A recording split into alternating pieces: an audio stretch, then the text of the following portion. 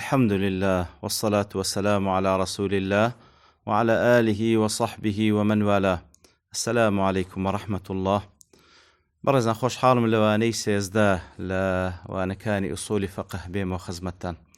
وبس رزامدي رب العالمين وهي وادان مئوي آزي السودي لور بقرن.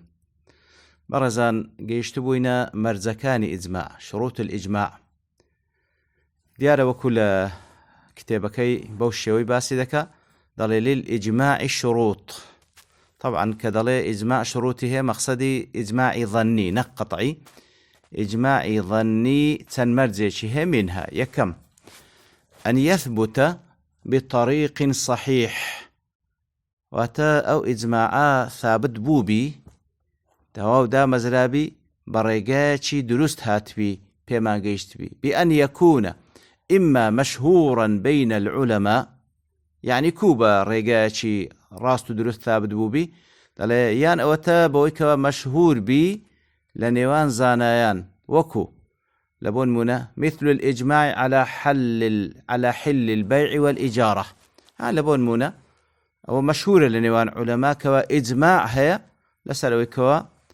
كرينو فروشتن بكريدان أو حلالة إتر كدالي بريقاتي دروس ثابت بوبيتن بيمان قيشتبي ويان أو تبريقاي أو كوا مشهور بلنيوان علماء وكو أو بابتاني كوا مشهورة لبون منا مثلا كرينو فروشتنو بكريدان حلالة أو إجماعي لسالة أو ناقله ثقة واسع الاطلاع يعني أو كوا نقلي كردي لبومان كسيك بي زيقاي ثقة بلنيوان علماء وهروها كسيك بي واسع الاطلاع واتا بابلين تواو مطلع بلسر قزيكان لخويوة قصاناكا يعني لبون منا چينا أو كساني كوا أصفتاني ديتيزي وكو أو إزماعاني كوا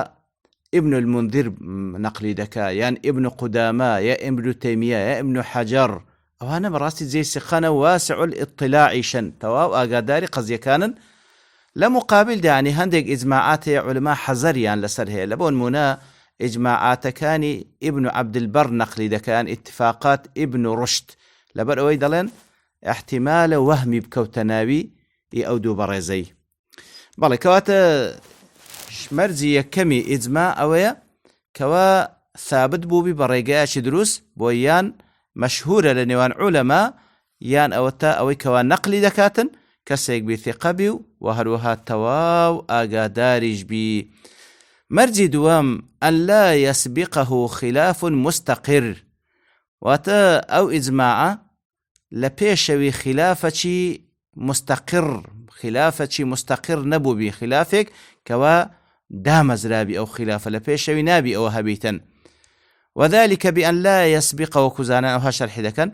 وذلك بأن لا يسبقه خلاف أصلا كواتنا بخلافة مستقر هبي يعني لبيشوي خلافك أصل الله هند مسألة هي أصلا خلافي لسرنا بولا بيشوا يعني وتا خلافك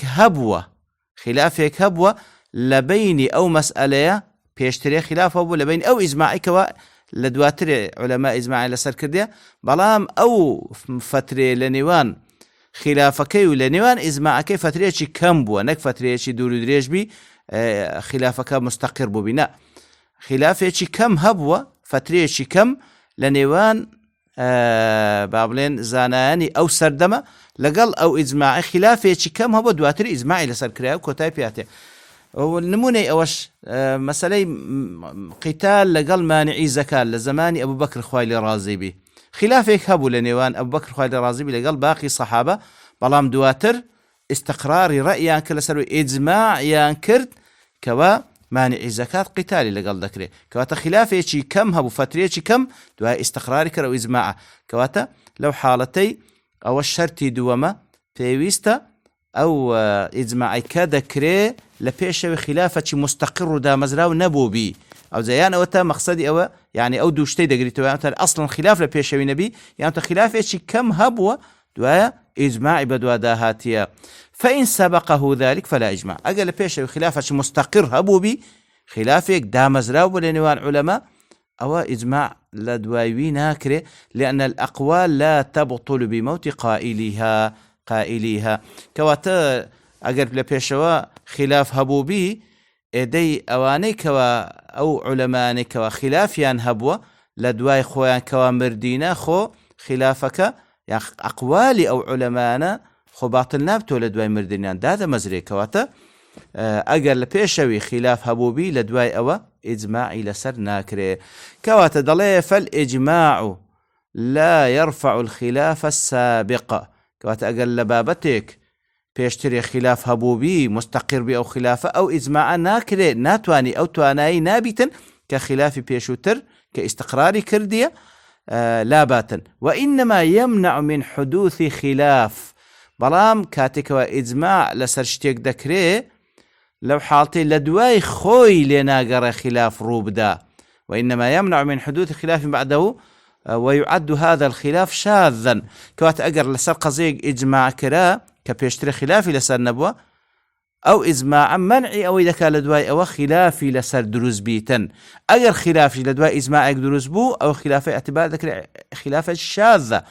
بابلين حسابي لو ناكري لبون منا لزماني بني أمية تيان ذكر تقديم خطبتي العيدين على الصلاة تيان ذكر لا نوجد زجنكان وكو خطبي جمعة خطبة كان ببيج ياخذ أو زانويجيان ذكر مع العلم أو بابتا مسبوق بإجماع الصحابة رضي الله عنهم على أن خطبتي العيدين بعد الصلاة لبيش أوا إجماع الصحابة لسر أخوان لرازي بتنكوا خطبي هردو ججنكان لدوين ويجا نەکوەکو نوێژی جمعە بیتن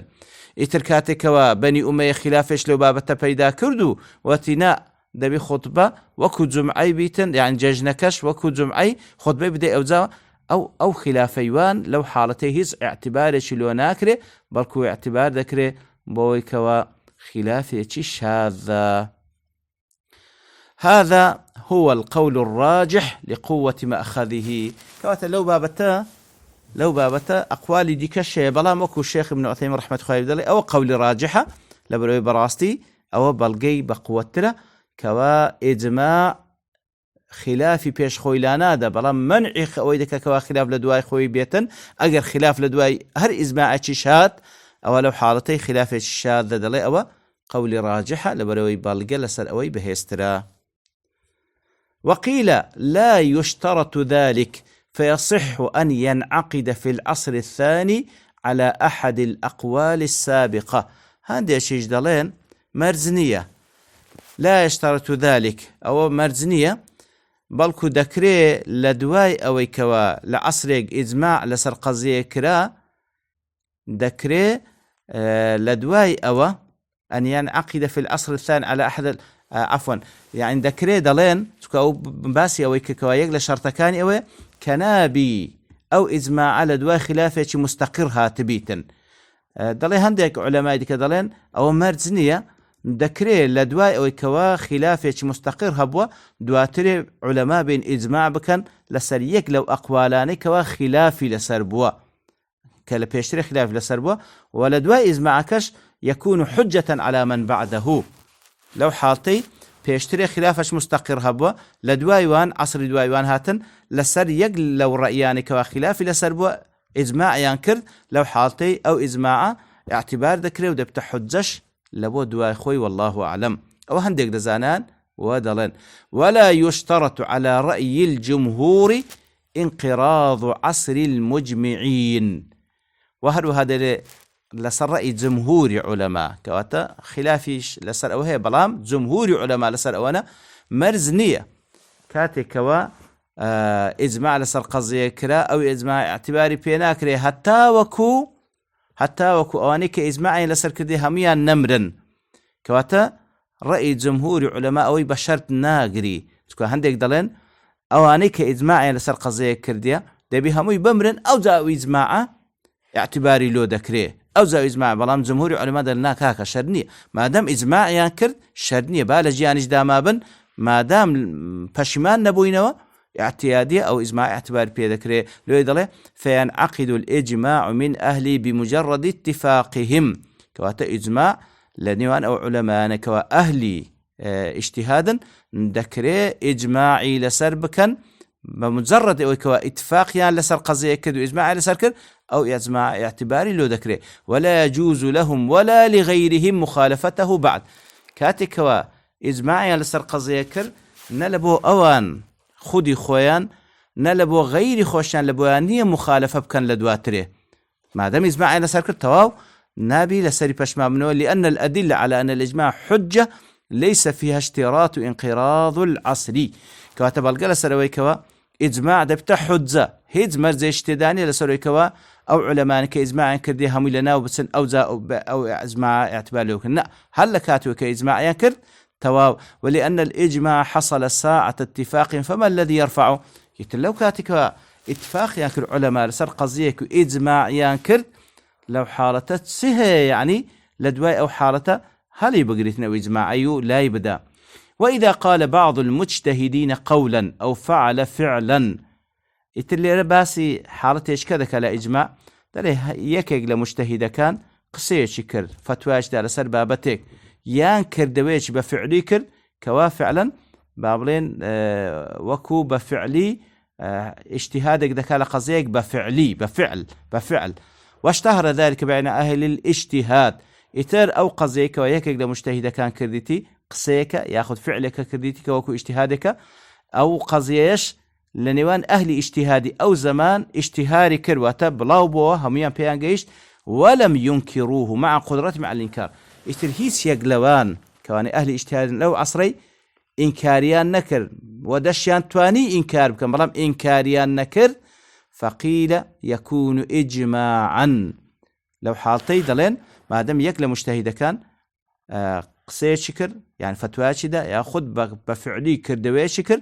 أو فعلش يعني أو قولة اشتهار بو بعضين بلاو بو لنوان أهل اجتهاد أو زمانه هيتس يقلوانا دا مجتهد كان موجود بون إنكاريان نكر دشيان تواني إنكار بكان أقر بيانو كإنكاريان نكر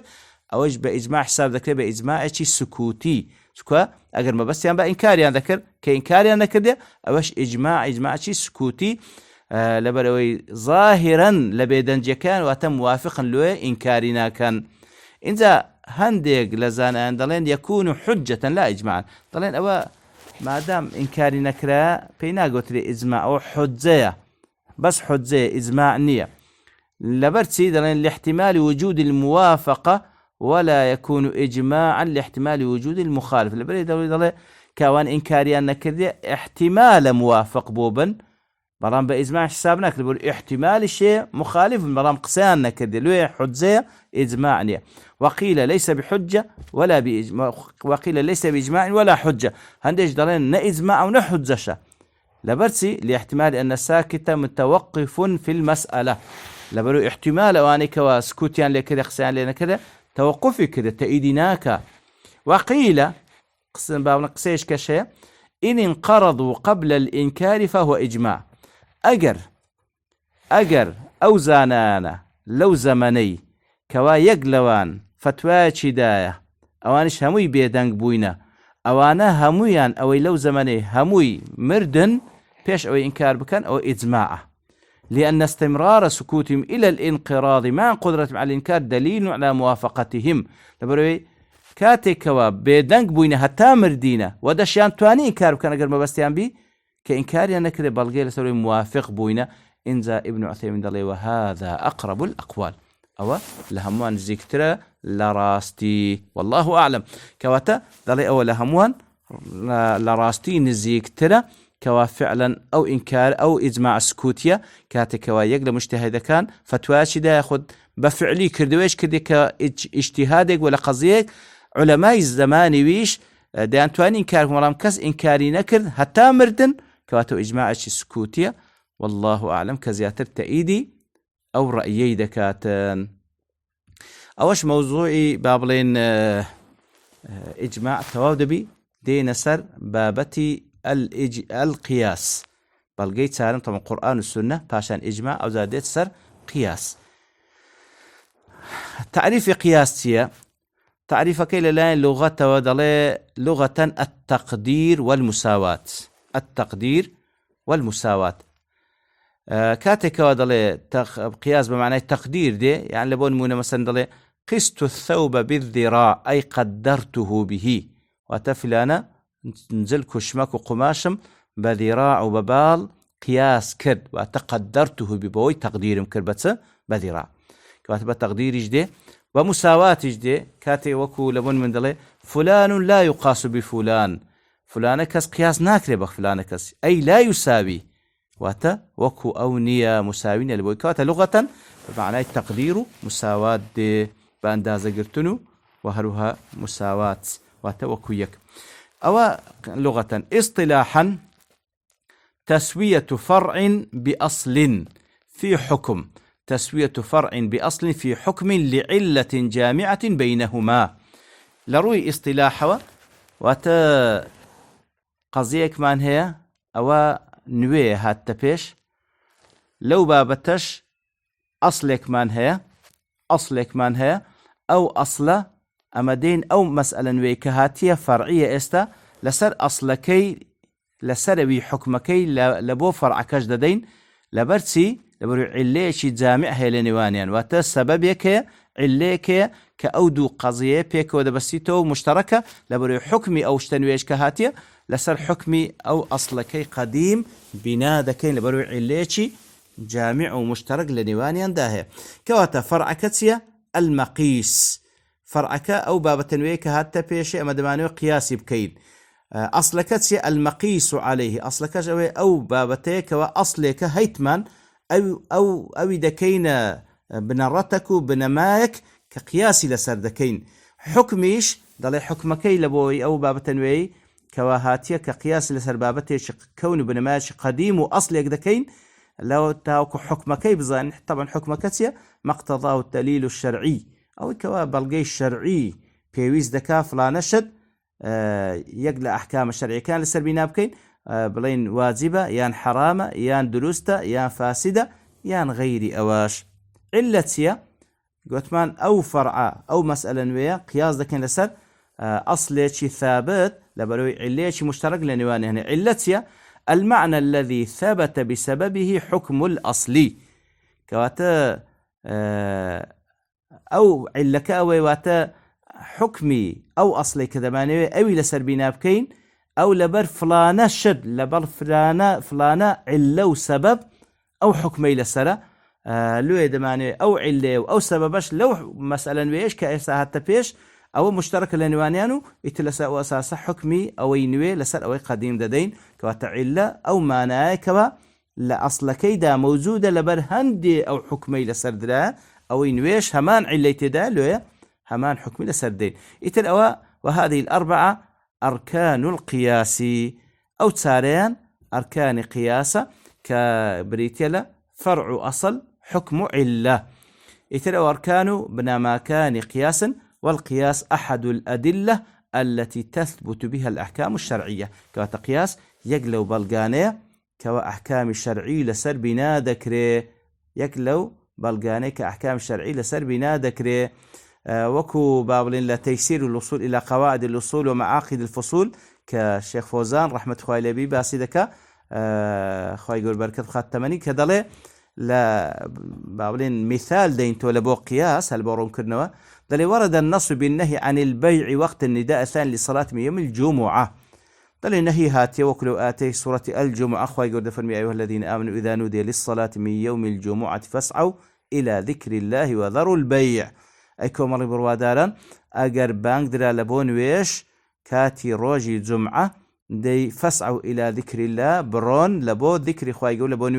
لبون ويش خطبة طبعا ويش جمعة واز لبيع وكرين فروشتر بين كواتا أو بنص هاتية كوانا بكرين فروشتر بكري لكاتيك دا كوابان جي دوام درا لبون ويجي جمعة علي حكم كي تسيدله علي حكم كي ما في البيع من تعويق للسعي للصلاة واحتمال تفويتها لبرت سبا كرين فروشتن لو كاتي زائزني لبروي لو أنا ببتكوس بيق لنا قرب سيلبون ويش احتمال هلا دستي شبدا يتلي أو علية موجودة في غير البيع لغير بيعيش أو علية ديت بيج وكو العقود لعقد كانش كالإجارة والوكالة والرهن ونحوها كواتا لو حالتي إجارة مثلا تبتي لو حالتي كوانويج بانك درا بونويج الجمعي بچی دوکانێک دیان ماڵێک خانێک هەیە بەکرێ بدەیت یان وەکالەتێک بکە یان شتێک لە ڕە هەندا بنێ ئەو عقودانە جائز نییە وهذه لم يرد نص بالمنع منها نص يغنية كوا فعلا بفرميتن كوا أو عقودان الزائزن لكاتي نواجي جمعة لكن فيها نفس المعنى الذي لأجله منع البيع بلانت مثلا نفس معنى تدا نفس علي تدا كوا لبر هندك رين فلوشن زائزن كوا نصي لسرة لبر أوي احتمالا نواجه كل دز بدال يعني بتكوس بيق لنا قريب تسي لو حالتي أوش نفس حكمي ورد قريتن كواتا عقود زائزن قياسا لسر كرين فروشن لكاتي نواجي جمعة والله أعلم. گەشت بووینە بابەتی قیاس لە قیاسیش تعریفەکەمان باس کرد و ئەرکانەکانمان باس کرد و میثالمان لەسەر هیناوە. ئێستا دەین شەرعیەن الكتاب والسنة وأقوال الصحابة بەڵگە لەسەرەوەی کەوە قیاس بەڵگەیەکی شەرعیە دلیلە شەرعیە بەڵگە لەسەر هەندێ هم لقرآن هم لسنة هم لأقوال الصحابة. فمن أدلة الكتاب لو هيك القرآن فيروز بلقاها لسر اعتبار كردني قياس وكو دليل الشرعي يكميان أو آتي سورة الشورى آتي إجمال حفدة الله تعالى دفرمي الله الذي أنزل الكتاب بالحق والميزان الله تعالى أو ذاتيك وقرآن فيروز دابا زاندي هم بحق هم وكو ميزانك زاد الله والميزان ما توزن به الأمور ويقايس به بينها ميزان تيا ما توزن به الأمور أو كواشتكان بيه هل دسجندري وهروها يقايس به بينها وهروها لنيوان اشتكانش قياس دكا كواتا ليردا وجه استدلال بوآت كواكديت يبالغ لسر اعتبار كردين قياس أو المراد بالميزان العدل حتى الميزان ما بس لميزاني كواباز ذكره نشاني عدله ومن العدل القياس إتلا لضمن عدل سيا قياس كردنا لأنه يحصل به اعتبار الشيء بنظيره وتسويته به لبروي قياسيش فعلا بهوي أو اعتبار اشتيك ذكره بهاوشي وكي خوي إتر تسوية ذكره بي واتهاوشي وياخد هاوشێوەی وینە ئیتر بەوە اعتبارەی ئەو ئاتە یەک لە بەڵگەکان لەسەر اعتبارکردنی قیاس لەسەر اعتبارکردنی قیاس وەکو بەڵگەیەک شەرعی. ئاەتی دووەم کە هینایەتەوە لە سوورەتی الأنبیاء ئاەتی 104 كما بدأنا أول خلق نعيده الله تعالى باس لە ڕۆژی قیامەت دەکا کاتێکەوە دەفەرمی هەر وەکو یەکەم جارە ئینسانمان خەڵق کردیە لۆ جاری دووەمیش خەڵقی دەکەینەوە لە دوایەوەکەوە دەمری ئەو لاشێ دەبتە خۆڵ جاری دووەمیش دروستی دەکەینەوە. لە ئاەتێش کەشینەتۆ لە ئاەتی ژمارە 9 سوورەتی فاتیر والله الذي أرسل الرياح فتثير سحابا فسقناه إلى بلد ميت فأحيينا به الأرض بعد موتها كذلك النشور. بل دفرمي الله سبحانه وتعالى أو ذاتيك باكان دنيري أو با أو رياحات سدكا فتثير الصحابة يرى رياح لقرآن فيروس كاتبي باي رحمة ريح أو بايك وعذاب بيه إتركاتك وباي رحمة دنيري فتثير الصحابة إتر بلهوركان دزوليني فسقناه إلى بلد ميت بو باي رحمة أو بلهورانا برو ولاتي كشارك دباكوا خاككي مردية وشك بيتو فأحيينا به الأرض بعد موتها إتر بو بارانك ودي باريني أو زوية كمردية خواي قورة زارية شركة زنديدة كاتوا كذلك النشور أبو شوية إيمي إنسانش خواي قورة زنديدة كاتوا لروج قيامة. إنزا وجه استدلال لو دعاتش كنيته فشبه الله تعالى إعادة الخلق بابتدائه الخواي قورة سبحانه وتعالى دفرمي إعادة كردنود لو زاري دوم دروس كرنوي أو مخلوقاته وكو أوي كوايكي كم زار دروس ما كرديا وشبه إحياء الأموات بإحياء الأرض وهروها زندي كرنوي مرديا كاني تشبيه كرديا با زندي كرنوي زوي إتر أوشيان قياسا أوش بلغي لسر بابلين اعتبار كردني قياس وكو بلغي شي شرعي. باشان أو بلغانك ولا سنة بيغمبر هي صلى الله عليه وسلم يكميان أو حديثك إمام بخاري ومسلم رواتك دي قوله صلى الله عليه وسلم لمن سألته عن الصيام عن أمها بعد موتها أفرتك برسالة بيغمبر دكا صلى الله عليه وسلم درباري أو كوابدايش مردية لزياتي أو كواروجي لسربو آبروجي بتويانا بيغمبر صلى الله عليه وسلم دفرمي أرأيت لو كان على أمك دين فقضيتيه أكان يؤدي ذلك عنها پیغمبر صلى الله عليه وسلم نمونيش لو دين تو دفرمي أجر قرزك لسرداي كدبي وات قرز إنسانك لسرداي كدبي أتولى زياتي أو بيدي تو لسر أولا ناكبي قالت نعم تبالي قال فصومي عن أمك إتى پیغمبر صلى الله عليه وسلم فرمي تيكواتا درباري صيام وبروجبونش كلسرداي كدما أيش حقي خوايا قرزك لسري بروجيبو أو قرز لزياتي دايكد بدوا كواتوش بلقي لسر قياس كوابي صلى الله عليه وسلم قياسي قرزي خواي قوريك لسر قرزي بشر لا حديث يشيدك أن رجلا أتى النبي صلى الله عليه وسلم فقال يا رسول الله ولد لي غلام أسود قلت يا رسول الله أمن من داليكم بولا خيزانكم رشا يتر ديار يعني أو كسا بابن باقي من دالكاني دي كي وبخوي آوا نبوينا رنج بيستيان ششي لخيزانة كي بيدا كرديا باعتبار عند بي أو من دال لوي بيانا أو من دال مرشا فقال هل لك من إبل واشترت هي قال نعم قال وما ما ألوانها رنجي واشتركان كونا قال حمر أوان سور قال هل فيها من أورق هيت يعني تيدا لو اشتراني كبعام سور بلاميش يعني تيدا كأورق بأورق يعني أسمر بي قال نعم تبلت يعني ده هي أسمرة قال فأنا ذلك باش أولا شيء هاتي وأسمرة دي ونالي وانت كاموش سورة قال لعله نزعه عرق لوانية عرقك دمارك رايتش شاب يعني كو عرق بمعنى أصل دي كأنه نزع في الشبه إلى أجداد من جهة الأب أو الأم يعني ما بس لير ده نكو ضليت زينات وكروموسومات لوانية طبعا أو إنسانة بابن جين وكروموسومات تيدا كوهالجري صفات كاني بابو بابيراني تي يتلوانية للاني داشي ويان للاني بابيو تكون من دار لهردوشيان دروز بوا لواني للاني داشي ويان للاني بابيو يكيق لبابيراني أسمر بوا يعني رج بوا يتر أو من دالش أو دمار رايشيشايا يعني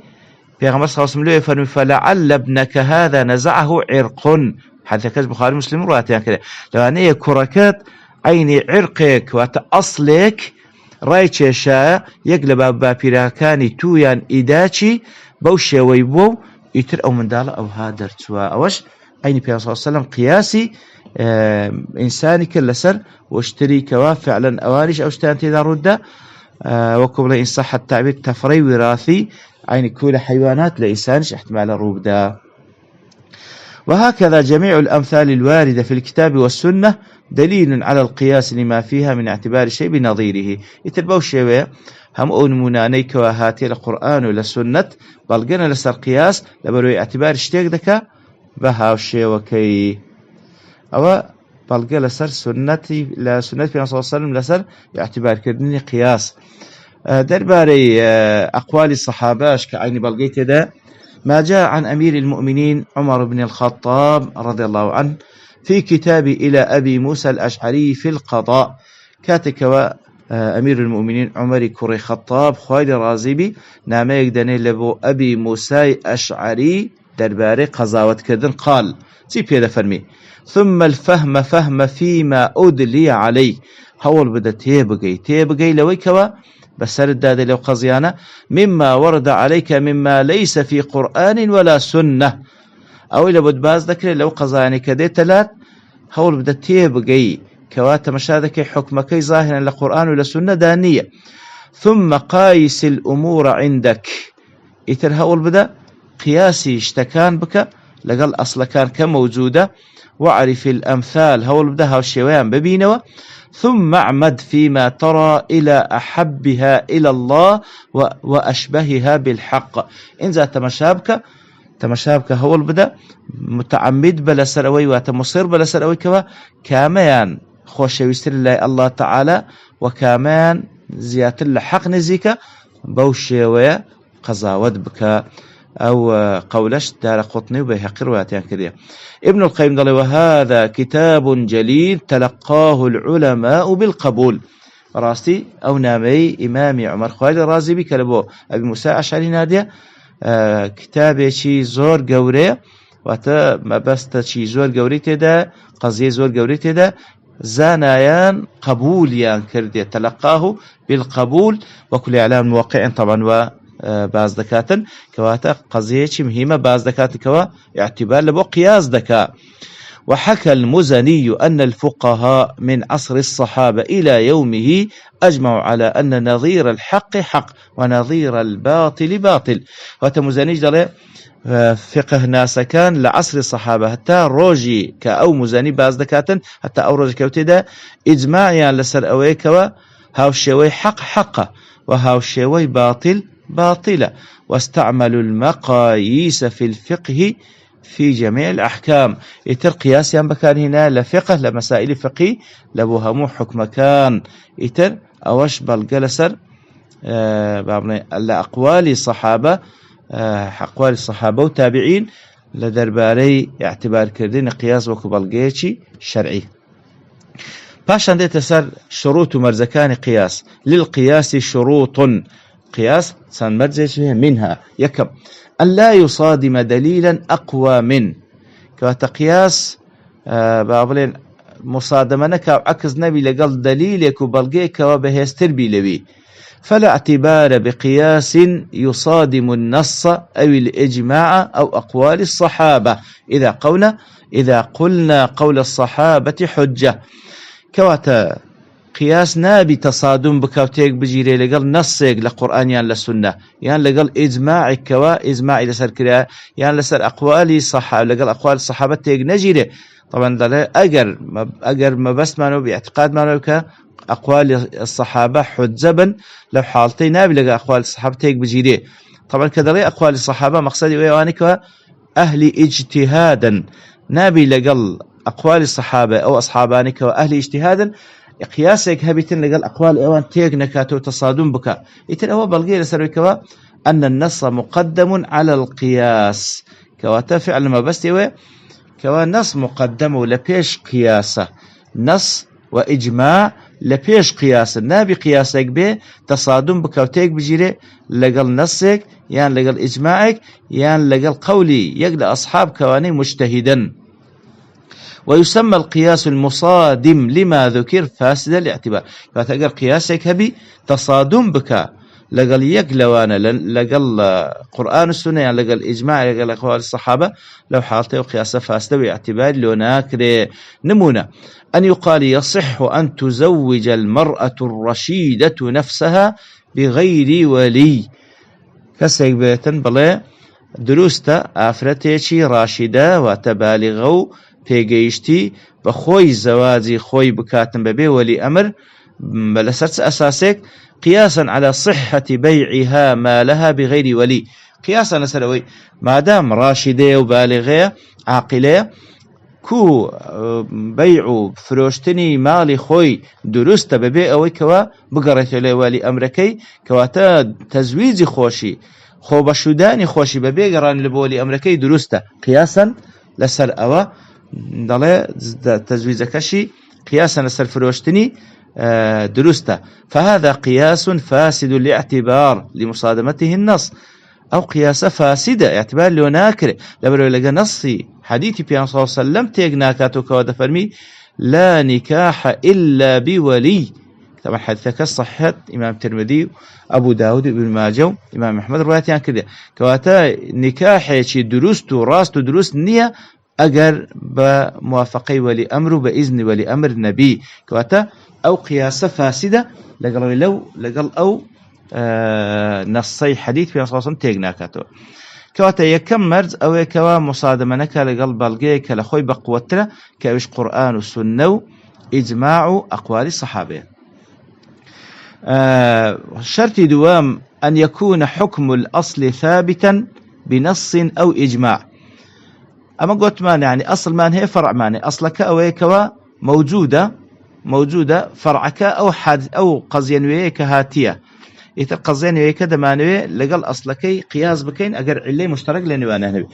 بيوستا أو أصلا كدمانوي قياسي لسر بكين ثابت بي إن جاب نص يان بإجماع أو أصلا ثابت بي إن جاب نص لقرآن يان للسنة هاتبي ثابت بي يان لإجماع هاتبي. فإن كان ثابتا بقياس أدي قبل والله أصلش هل بخوش بقياس ثابت بوه نقب قرآن والسنة يان إجماع لو حالتي أجر بقياس ثابت بوفتي لم يصح القياس عليه. لو حالتي ناكره قياس لسر قياس يشيدي كبكرة وإنما يقاس على الأصل الأول بيوستا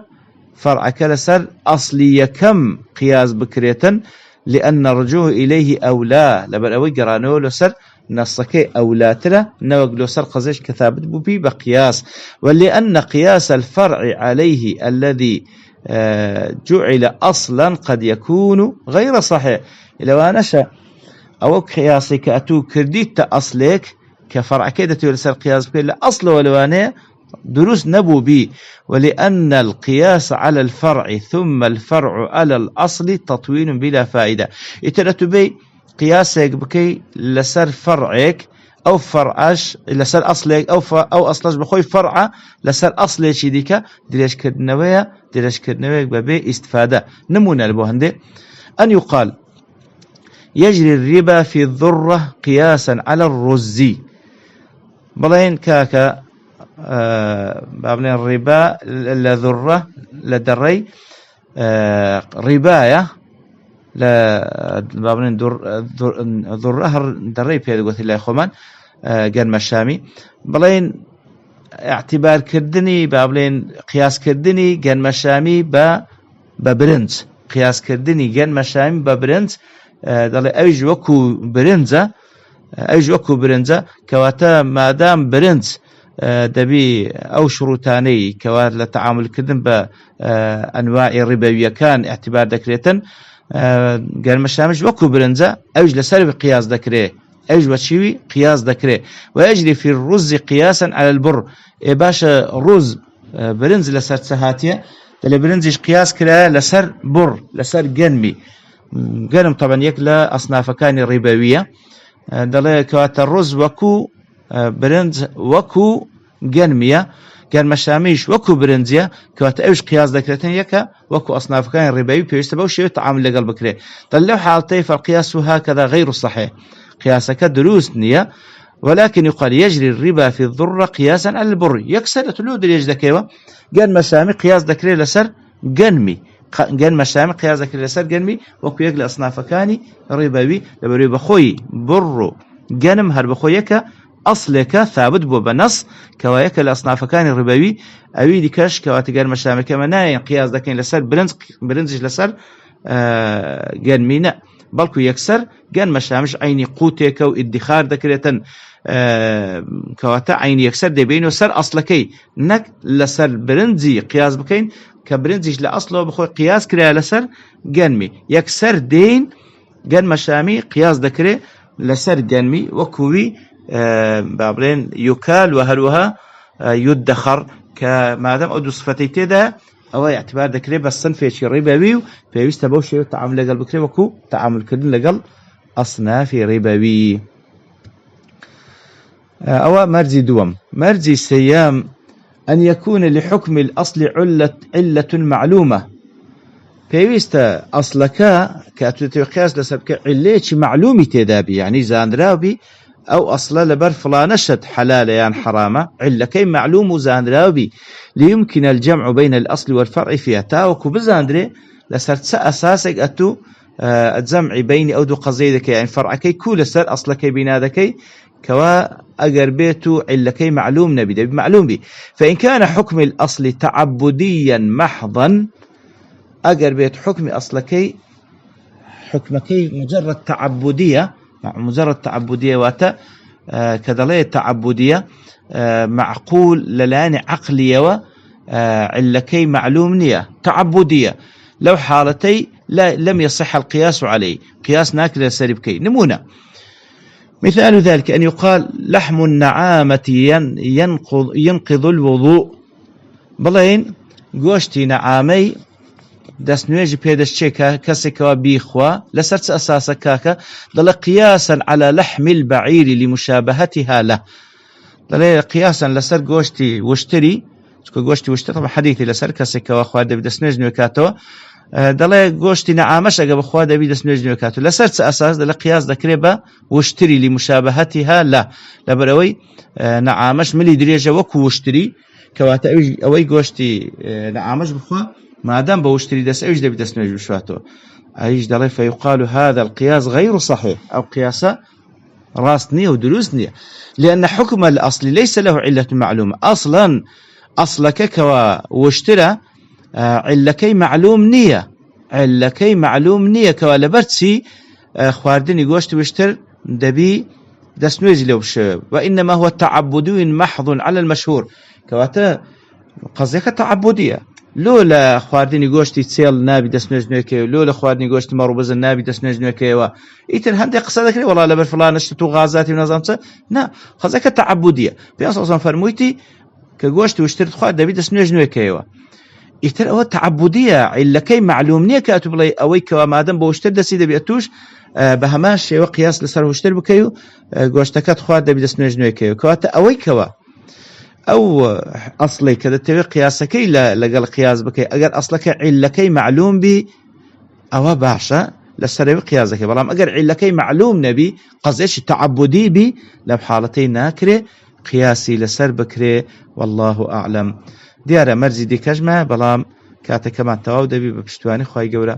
لەوانەی داهاتوو تەکمیلەی مەرجەکان دەکەین وصلى الله وسلم على نبينا محمد وعلى آله وصحبه أجمعين وآخر دعوانا الحمد لله رب العالمين